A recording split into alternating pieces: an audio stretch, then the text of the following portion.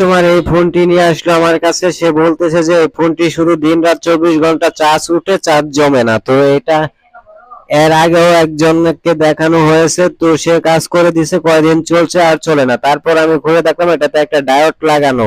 তো এই ডায়োডটা আমি খুলে ফেলে দিলাম, খুলে ফেলে দিয়ে দেখলাম আইসিটার কি অবস্থা। যে চার্জিং আইসির জন্য সমস্যা, সেই চার্জিং আইসিটাকে আমি খুলে একটু ভালোভাবে পরিষ্কার করে ওয়াশ করে আবার লাগালাম, দেখলাম চার্জিং সমস্যা চিরতরে সমাধান হয়ে গেছে।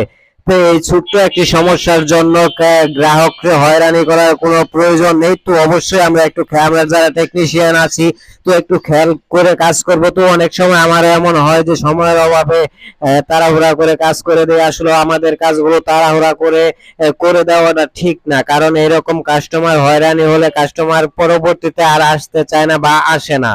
তো এখন এই আইসিটির কাজ করে দেওয়া মাত্রই কিন্তু আইসিটা ঠিক হয়ে গেছে। এটা হচ্ছে স্যামসং B69 একটি বাটন মোবাইল। তো এখন প্রায় বাটন ফোনে এই একই সমস্যা।